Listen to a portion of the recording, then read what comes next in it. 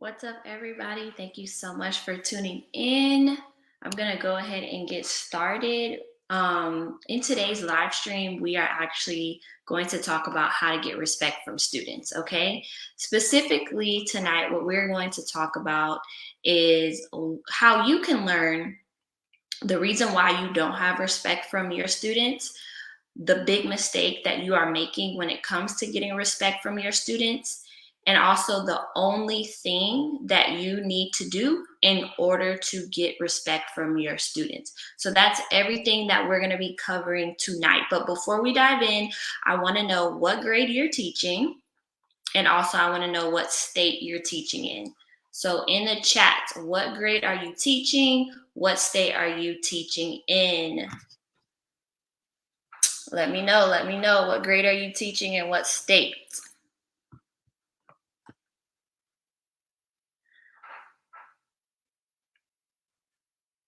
Kindergarten, California. Hello, welcome. Thank you for sharing. Sixth grade, Virginia. Nice. Kindergarten, Wisconsin. Wow. So we have some of our lower elementary, primary grade levels, but then we also have some people who are teaching sixth grade. So we have our middle school. Hello, Deb from New Zealand. Awesome. Thank you for joining in. So I am streaming in two places right now. I'm streaming on TikTok, and then I'm also streaming inside of my private manager class community. For those who are on TikTok, if you want to join inside the manager class community, you can click the link in my bio, and then you can join in there, and it'll immediately pop you into the group. So now that you've went ahead and introduced yourself, thank you so much for joining me tonight. Before we dive in any further, I did want to introduce myself. So hello, my name is Tierney for those who are joining in for the first time, and I empower beginner teachers. So when I say beginner, I mean from 0 to 5 years of teaching experience to manage their class and go from chaos to calm. So that is what I'm all about.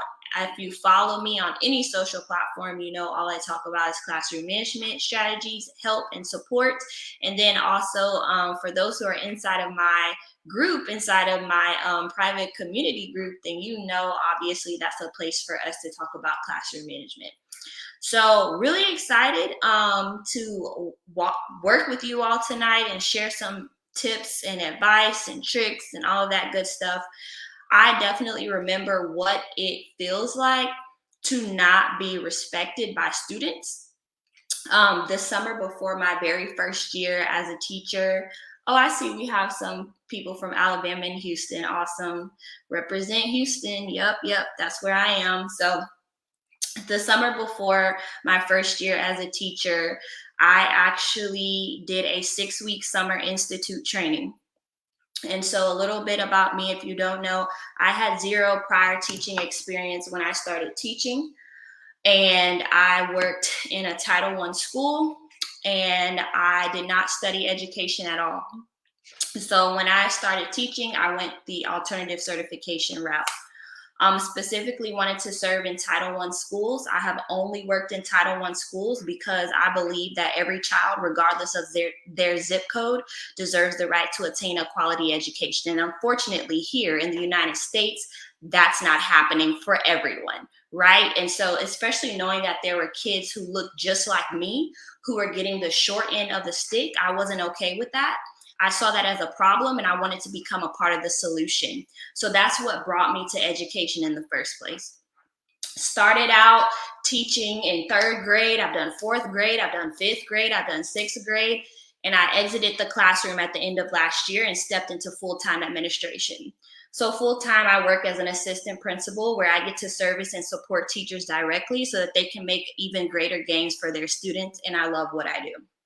Online, I get to do the same thing, right? But I get to hone in on my passion, which is classroom management, because I know that lays the foundation for student academic success. Kids cannot learn in chaos. Kids cannot learn in environments that aren't structured for their success. And so it's very important that I support teachers, one, to make sure that their students are able to receive a high quality education, but 2, so that you as a teacher feel well supported. You don't feel burnout and stressed by behaviors that you can easily fix if you just have the right strategies and support in place. So with that, going back to my story, I entered into my first year of teaching, having 0 prior teaching experience. And that summer before I stepped full-time into a classroom, I did a 6-week summer institute training where I taught 6th graders who were actually there because they were in summer school and they were trying to get to 7th grade, but they had to go to summer school. So I was put there to develop and hone my skills as an educator, but also while I wasn't teaching, I was receiving professional development and training and all of that good stuff before I hit the ground running in my 3rd grade classroom that fall. That summer, my students completely ate me alive, okay, because I had 0 tools in my teacher toolkit. I did not study education in college. I minored in education, but I didn't learn the ins and outs of education. It wasn't my major. It's not something that I had a whole bunch of experience in. I just had passion for the work and transferable skills that would help me to be an excellent educator. And so with that, was eaten alive, and I said, never again, never again, never again will that happen to me. You can forget about that. I'm going to be ready. So what I did was I ended up, hey, TFA alum, represent. Yup. So anyways, what I did was I said, okay, I'm a huge seek a solution type of individual. So if I'm struggling with something, I'm going to find a way to improve outcomes for myself. So knowing that I was not that great at classroom management, and I knew I had this long pathway ahead of me of working as an educator, I knew something had to change. So with that, what I did is I did a few things, but one big thing that I did is I definitely took time to create a classroom management plan and set a very, very, very firm foundation within my classroom so that when I hit day 1 with that new group of students, I was ready to go. And from that point on, literally from the 6-week summer training that I did to that very first day with 3rd graders, it was a matter of a few weeks. But I was grinding and I was watching all the videos and I was trying to seek a solution, and I created a classroom management plan, followed it to the T with consistency, coupled that with some effective classroom management strategies. And from that day on, I was seen as the go-to person for classroom management. And I just so happened to bring that to social media, and now I get to help so many more teachers beyond just my campus. So with that, what I want to share with you tonight, okay, is how you can get respect from students. So first of all, it is not uncommon for a lot of beginner teachers to experience disrespect in the classroom. So if you're struggling with respect from your students right now and you're seeing extreme disrespect in your classroom, go ahead and drop a 1 in the chat. I want to know who is experiencing this, who is struggling with this currently right now. We have a few more days actually until we go on break. But I know some of you, since literally school has started, August, late August, early September, you have been struggling with student behaviors. I see a bunch of ones in the chat. Thank you, Laura. Thank you, Adventures of Melissa. Thank you, Mariah. Thank you, Nicole. So with that, I am going to share 3 critical mistakes that I made. Remember I told you about me struggling with classroom management right before I stepped into my first year in the classroom? I'm going to share with you 3 critical mistakes that I made. Hi, Lyric. Y'all, Lyric is here. Lyric is in my membership. I love Lyric. Lyric is amazing because you know what? Lyric is a student teacher and is dedicated to getting a strong foundation in classroom management that she joined my membership. So love working with her. And like, come on, can you imagine that as a student teacher? Like, you're that prepared?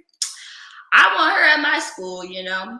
So first big mistake, okay? First critical mistake that I made, because I'm not even going to talk about you. I'm not going to talk about you and call you out. Now, if you just so happen to resonate with me and the mistakes I made, then, go ahead and tell me, yup, preach. I get it. I understand. But don't take offense to what I'm saying, because I'm talking about me right now. All right. Oh, Emma, you're first year TFA too? Hi. I wonder what region, Emma, what region are you in? All right, so first critical mistake that I made, okay, is I didn't set respect as an expectation in my classroom. I didn't. I don't know if I'm going to talk about me. I don't know if like young tyranny just thought that students would come ready-made to show respect. And it was just a standard that I thought that they would bring. But I didn't take time to set that as an expectation in my classroom. The second mistake, I actually didn't take time as a teacher to define for myself what my ideal vision was for respect in my classroom. Like, I didn't have an ideal picture of, yes, this is what respect is when my students enter my classroom. So how could I even set it as an expectation if I didn't take time to get clarity on my side, right? Third critical mistake. I did not set my students up for success by defining what respect looks like and sounds like in my classroom. Those are the three critical mistakes that I made in my very own classroom, right? So as a beginner teacher, year 0 level tyranny, I did not have it together when it came to my ideal vision for respect, what respect looks like and sounds like in my classroom, and how to set that as an expectation. So with that, what happens when you actually stop making these mistakes? Okay. If you want to know the impact that can happen in your classroom when you stop making these mistakes, I want you to know that I want you to go ahead and type a 1 in the chat so I know that you're ready to hear what transformation is on the other side for you when you actually stop making these mistakes, what you can do instead to see change in your classroom. All right, so let's see who's ready. Yes, I see Madeline's ready. Yes, Madeline, hello. Okay, so your first year TFA in Chattanooga, Tennessee. Now, Emma, we're going to have to talk offline. I want you to send me a message. If you have Instagram, Emma, I want you to send me a DM on Instagram, because I need to unpack some things about TFA right now with you. Okay, Paige is ready, Deb is ready, Nicole's ready. Okay, let's go. So number 1, the first mistake that I made, right, is I told you all that I didn't set respect as an expectation in my classroom, right? So what did that look like? Well, it looked like my students not even knowing how to show respect in my classroom. They didn't know that respect was even a standard that I had set in my classroom because I didn't explicitly tell them that. So that sounds a lot like my error, my fault as an educator. And I can take ownership of that. That's one thing I totally believe in. When things are going awry in the classroom, I'm always like, what am I doing? Is it something that I can change? Is it something that I can do better? Can I do something differerly? Right? If I haven't set it as an expectation, that might be my bad, right? So I always, as an educator, would take time to stop and think, Have I done my share? Have I done what I needed to do before I ever say it's admin or it's the students or it's that COVID-19? What can I do? Okay. Once I check the box on what I do, then we can start looking at other root causes and other issues that might be contributing. But the first thing is, what can I do as an educator? So, like I said, I didn't set respect as an expectation. So, what happens when we actually stop making this mistake of not setting it as an expectation, but actually set respect up as an expectation, as a non-negotiable in your classroom? Well, for me, once I did that, right, once I stepped into that very first year in my third grade classroom, that really looked like my students carrying themselves a little bit differently, right? We all know in our schools right now, we can think of that one, especially if you're in like elementary. No, even if you're in middle school or high school, across the board, you know that there's like this group of students, right? Especially in elementary if you're departmentalized, but even if you're not, you know that there's this like select group of students who will show up one way with one level of energy when they step into one teacher's room, and then they'll pivot to like a whole different person when they step into this other teacher's room. Am I right? I know I've witnessed that personally because it's been my own experience. I remember I would have a group of students, like when I taught fifth grade, right? And I shared my cluster of students with the reading teacher, and then I was teaching math, right? So the students would show up a certain way when they came into my room, and then they go right over to that reading teacher's room and act the fool. And it's like, what? You were the same group of students who were on task, focused, ready to go, and then you turn to like the other side with the quickness. And again, you have to think about, what expectation does this teacher have in her classroom where students feel that they can show up as not their best selves versus over in this classroom when students know they have to carry themselves a certain way? Next, oh yeah, especially when they're the substitute, right? That's when you see it all the time. Boy, I would come back with those sub notes and I'd be like, but you know you would not have tried that shit if I was here, right? Number two, so what happens when you stop making the mistake about the vision, right? I said earlier, one mistake that I made is I did not set an ideal vision for what respect looked like in my classroom. So I didn't take time to define what respect looked like for me. Whenever I'm working with teachers, because I work with teachers all the time. I just shouted out Lyric's in my membership. She's one of 15 teachers in my membership. But I also work with teachers one-to-one, and then I also work with teachers every day as an assistant principal, right? And so whenever I'm working with teachers, I'm always thinking about, okay, I want you to put a pause and I want you to define what it looks like for X, Y, and Z to happen in your classroom, especially when we come to like setting up procedures and routines, right? You need to clearly define that. What does your entry routine look like?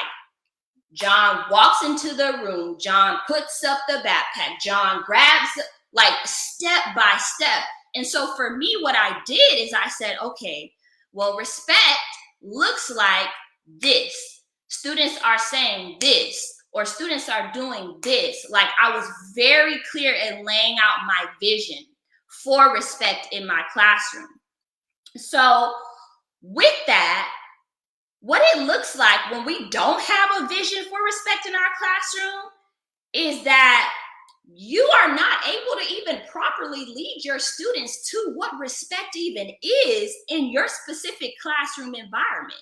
If you don't have clarity and a vision for your ideal way that respect looks like in your classroom, how can you properly, like, okay, backwards planning, right? We're all educators on the call. We backwards plan. So you start begin with the end in mind. How do you backtrack to get students there? How do you lead them to that ideal vision? You can't lead them to a vision you don't have, right? So with that, whenever you stop making that mistake and you take time to actually set your ideal vision for what respect looks like in your classroom, then you are able to set them up for success. I believe it's Brene Brown. I'm not sure. I think it might be Brene Brown, but she says something like, clear is kind. When you're clear with your students, you're being kind to them, right? So being clear can only happen if you have clarity yourself, right? So that is one thing that I did. I got super clear on what respect looked like in my classroom.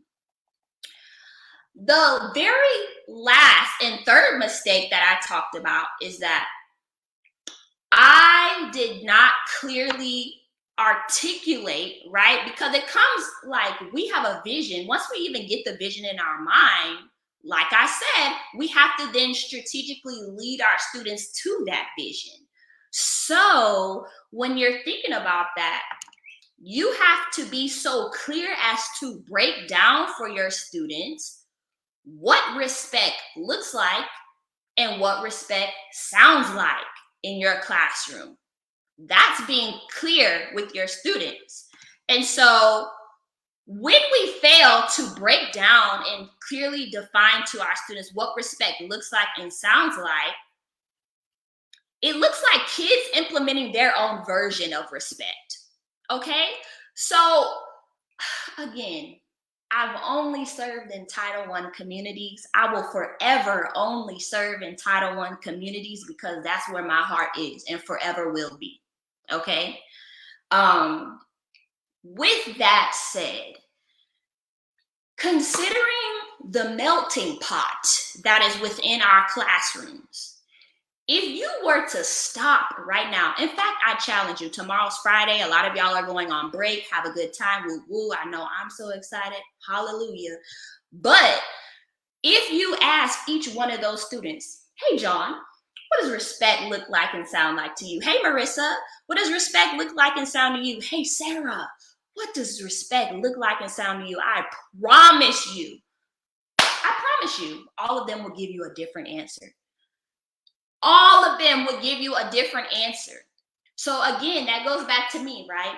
When I was first entering into education during that 6-week training, right? And I just assumed, I made an assumption that the students they know how to show up. They know how to show respect. No, they did not. And if I took time to ask each and every one of them what respect looks like and sound like, each and every one of them will give me a different definition. And that's why it's important for you as the educator to put pause.com on and say, first, let me get really crystal clear on what respect looks like and sounds like, and let me define it. And then let them share out, right? This is a classroom community we're trying to cultivate. So let them share out with you their ideal vision for respect and what it looks like and sounds like. And then you got to bring it all together and frame it. Well, in Miss So-and-so's classroom, respect looks like and sounds like boom, boom, boom. And this is how we're going to show up in our class each and every day. And this is why it's important to show respect, because you always need to tell students the why. If you want buy-in, you got to provide the rationale. Without doing that, it's kind of dictatorish, right? Let's not. So, and while I'm here, because I know you girls like to tussle, as it says on the TikTok, many of you believe here on this wonderful TikTok platform that I don't believe in relationships with students, and that is the farthest thing from the truth. I don't believe in having relationships alone with students and that just being your one band-aid to classroom management. If you are stepping into your classroom and you're like, okay, I'm just going to build relationships with students, and that's my strategy, that's my classroom management strategy, relationships, you're setting yourself up for success, because you know that it takes more than that, because that's why many of you are here. Your relationships with your students are fabulous, clap, clap, clap, clap, clap, but you're realizing it takes more than that.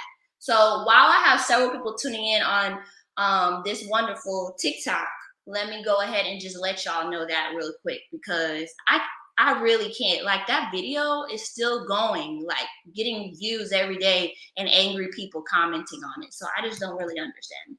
So anyways, when it comes to this, right, we need to make sure that we are clearly defining what respect looks like and sounds like in our classroom. If you're on TikTok, you need to give me some hearts right now if you're finding value from this, because I want to give you one big tip that I want to share with you before I open it up for questions, because yes, I saw questions coming through, but I'm going to answer it right now once I'm done. One big tip is, if you take anything away from tonight, besides my little rant about the relationships, I want you to understand that you cannot blame your students for not showing respect if you haven't clearly articulated to them the expectation of respect in your classroom and what it looks like to show respect in your specific classroom.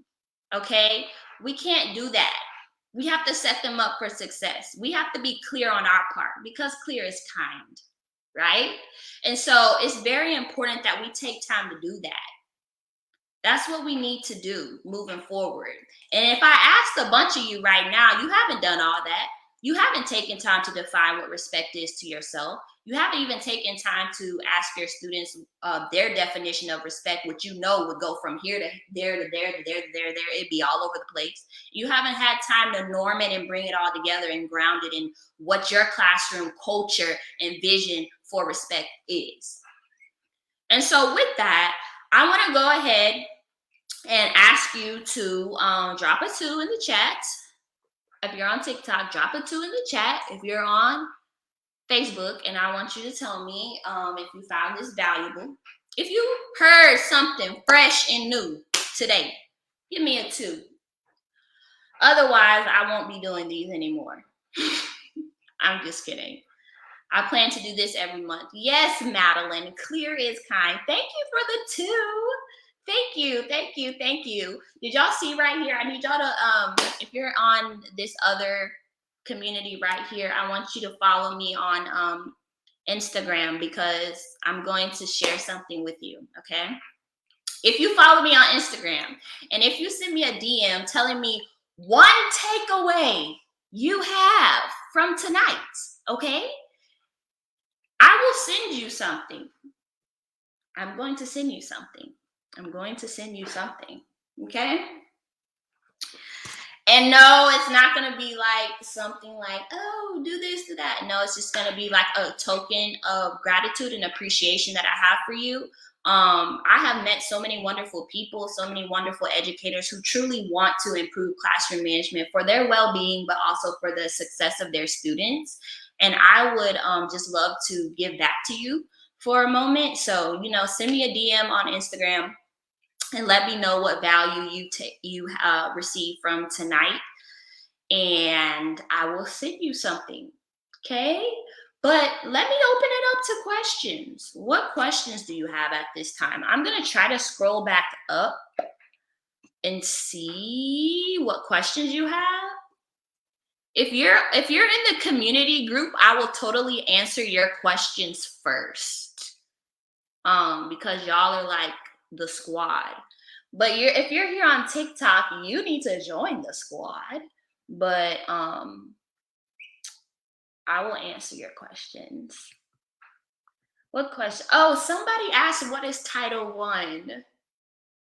Title I simply means that majority of the students on the campus might be on free or reduced lunch. Okay, so low socioeconomic status. That's what Title I means. So, like, for example, there can be Title I schools in large urban areas, but also rural areas as well. So, yeah, Title I. Okay, so how can you create and foster a culture of respect in a classroom with multiple teachers?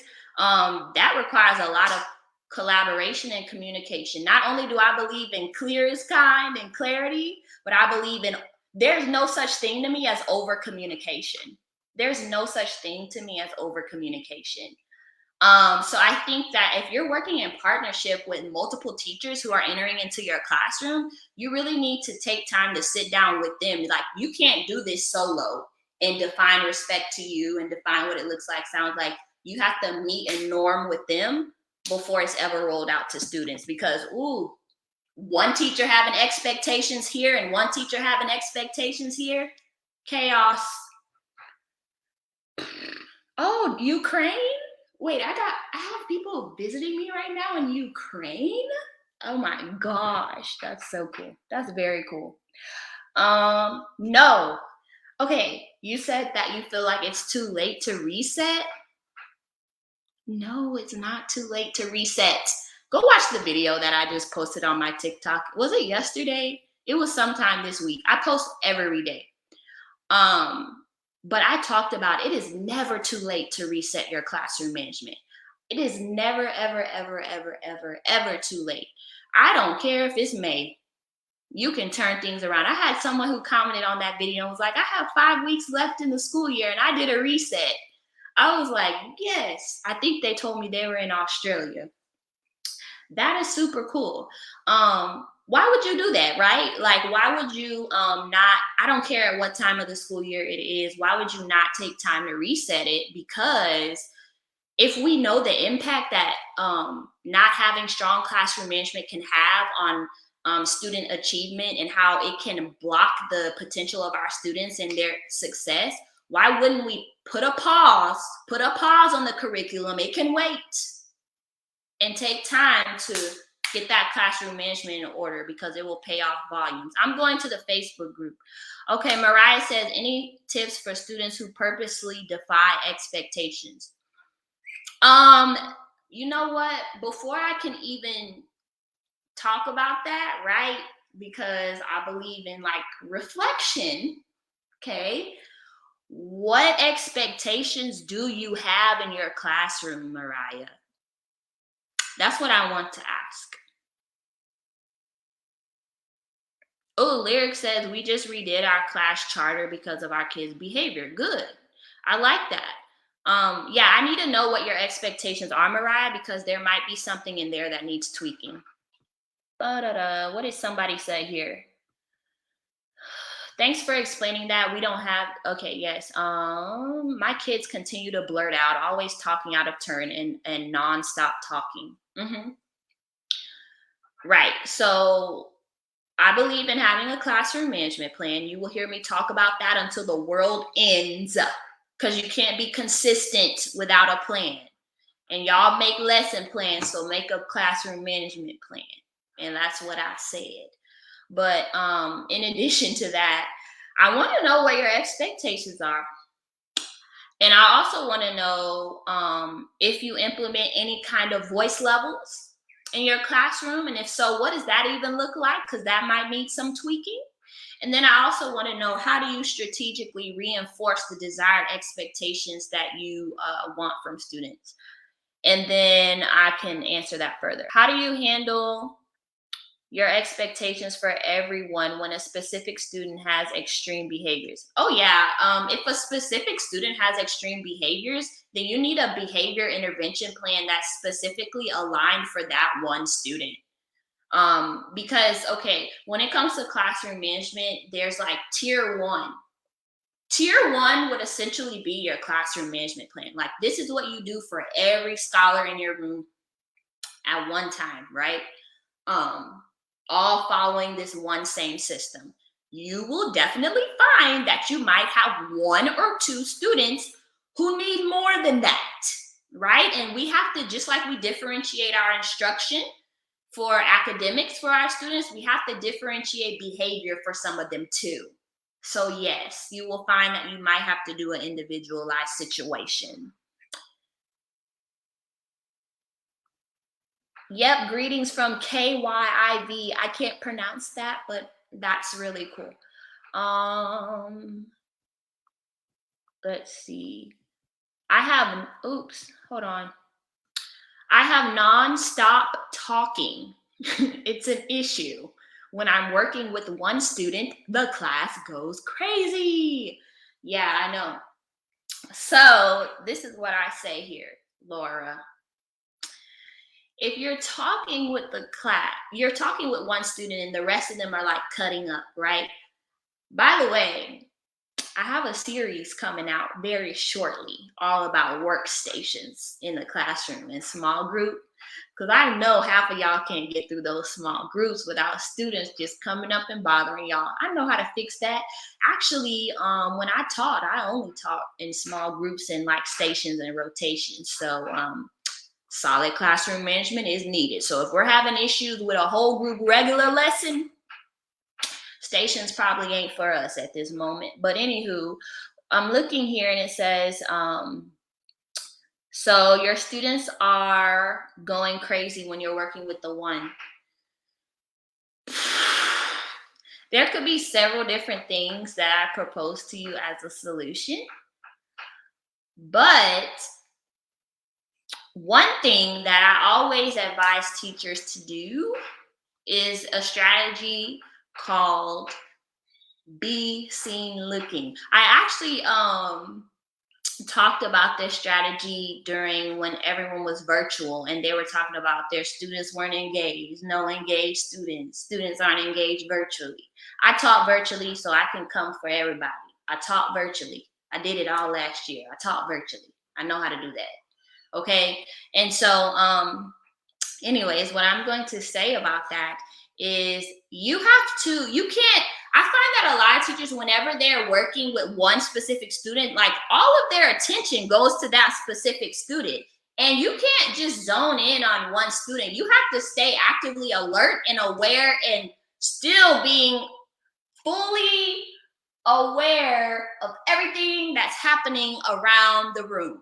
And I found that some teachers are just buried into that conversation or buried into that small group with that student. And it's like, that's why they're all cutting up all around the room, because they know that you're not paying attention. When they say eyes in the back of your head, you really have to act as though you have eyes in the back of your head. So it's called be seen looking, and it's simply you building radar within your classroom. You need to be able to scan the room and be able to see who's doing what they're supposed to do and on task and who's not, because otherwise you're not going to be able to properly redirect students who may be off task. It's a difficult transition from elementary to sixth grade. They physically approach me when I teach. Yeah, so I taught elementary, third, fourth, fifth. I've also taught sixth grade. So I do understand the transition, Laura, and would love to unpack that with you further if you want to send me a DM. You have any templates or videos on scaffolding, behavior management? I would love to create a T2 plan. I have an entire course called the Classroom Management Plan course that you can purchase. I'm going to go over here to Facebook. Okay. For example, one of our class expectations based on the rules students created at the beginning of the year. Ooh, yeah, I need to make a video on my opinion on students creating rules. Okay, is maintaining voice levels, and some students do not follow voice levels. Yes, I understand that. So within each of your voice levels, I'm curious if you break down what that looks like, right? Or do you just have the words like low flow or level 0? Or level 2, because I find that students don't even comprehend what those are unless you have explicitly stated. Level 2 sounds like blank. Level 1 sounds like blank. Level 0 sounds like silence. One thing I want to share with y'all too is being silent and quiet are two different things. We have practiced our voice levels. I model for them, a student models for them, and I tell them before an activity or say, with your voice level 2, say blank, and they yell it. I have 3 extreme behaviors, but no BIP allowed. Why is the BIP not allowed? That's very interesting. We do punch cards as an incentive. I don't know who said this right now, but I'm going to go ahead and put you on the screen. You're right. Students who feel watched won't fool around. If they know you looking, they going to think twice. But if they know that, oh, when Miss So-and-so goes over to that small group table, she's not paying attention to anything, they're going to cut up. They're gonna cut up. Um, yes, so one of your rules is maintaining voice levels, but I'm curious on your voice levels, do you have it anchored on your wall? What each voice level entails? What? Behavior isn't oh Lord. Mariah, I want you to contact your CMA. Do y'all no, not CMA. What does TFA call it? MTLD. I want you to contact them and see what they have, what they suggest for you instead, because that sounds a little bit illegal-ish. Not really illegal-ish, but it sounds a little crazy. That that might be an admin issue. So anyways, that's what I would recommend. However, I will actually send you another resource, Mariah, if you like. That's a little alternative to voice levels. I'll send it to you. You can DM me here on Facebook or you can DM me on Instagram. Okay. What can you do to help students who have verbalized they do not care and want to be at school? So that sounds a little apathetic and unruly. And so I have something, actually, I learned it from TFA. It's a culture of achievement spectrum. And so when you think about the culture of achievement spectrum, I actually have a whole video about it on my Instagram. Go to the Instagram, go watch the video there. But yeah, that's an investment issue, right? That's a student investment issue. The fact that they're a little apathetic and unruly. So I talked about that in that video. So I'm gonna reference you there. What can you do to help students? Oh, excuse me. School should be glad that every teacher is not quitting right now. LOL. I know it. I quit, right? I essentially quit. I quit and moved into admin. I did quit. I did quit. I just pivoted. I pivoted into leadership because I knew teachers were quitting and I wanted to help them so that they didn't have to quit. But if they feel like quitting, I totally do support that, because put you first. Put you first. Are marble jars or similar things a good tool? I've heard controversy about it. Marble jars, are they controversial? I don't know, but everything's controversial on these social media internet streets. So, I mean, how are you using the marble jars? Is it like every time a student meets an expectation, drop a marble in the jar? Like, that sounds a little exhausting for me. One thing that I want to talk about too is room transformations. Teachers do room transformations, but that's something that I personally could not ever do. Because one thing about me is I believe in being super simple, okay? Super simple in my approach to things. And when it comes to room transformations, that's a whole lot going on. And I feel to achieve the result that they are doing when it comes to the room transformations, you can achieve that result with some very simple tweaks to your classroom management that doesn't require all that. Now, if your heart desires, by all means, do that. I never know how to respond. That's a problem with the grade level boys. Okay. I'm struggling with consistency. I'll have good days the next, and then the next is rough. So I'm wondering if you're struggling with consistency because you don't have a plan that you made, so you can't follow it to the T, or if you're struggling with consistency for other reasons. Adding a marble if I see an act of kindness or something like that. Yeah, I think the kindness situation goes back to respect, right? Because this actually reminds me of something that I posted it on my Instagram story the other day. But it's a teacher. I think her name is Jillian. And Jillian talked about it was World Kindness Day, and she shared her definition of kindness. Everyone has a different definition of kindness. So I think again it goes back to, did you clearly articulate what kindness looks like in your classroom? And it's also a lot of the things that we are asking for our students to do needs to be anchored. You know, like we do anchor charts and all that stuff. Like we need to anchor these expectations. We need to anchor what respect is on our wall so we can constantly reinforce and refer back to it. And when you allow your students to play a role in defining it, then it allows more buy-in and investment. So going back to that teacher who was like, they just don't care, that's a thing that will help to improve that. Having trouble figuring out how to connect with a student that um, connect with a student that consistently disrupts the class. I don't like that other teachers label her bad, and I'm trying to connect with her. I feel like I had a plan, but I kept having to change my plan. I don't know how to keep track of so many rules. Ooh, okay. Something I'm going to tell you when it comes to rules: 3 to 5. That's it. 3 to 5 rules. And yes, if you're constantly having to change the plan, I can definitely see how that would cause you to not be consistent.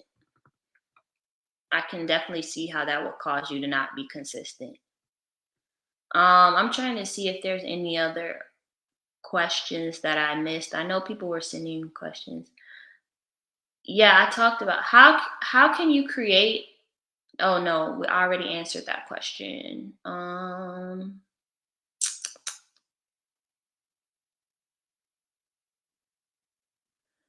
Uh, Scrolling back up. Starting student teaching in January. Any advice? Yes. Join my group, my community, the Manage Your Class community. Join that. And then you'll be in the Facebook group with all the other people like Mariah and Lyric and all those great people. And then you can ask Lyric her advice on student teaching. You know, I had a student teacher all last spring. It was something that I always wanted, and I got it. I was like, yes, my last hurrah before I leave the classroom. I get a student teacher. Yes. And my student teacher was phenomenal. Year 4 and still treading water with management. That's okay, right? Every teacher has different strengths. But if we think of a growth mindset, we know that we can develop our skill set when it comes to classroom management. So that's okay. How do you fix breaking up fights every day?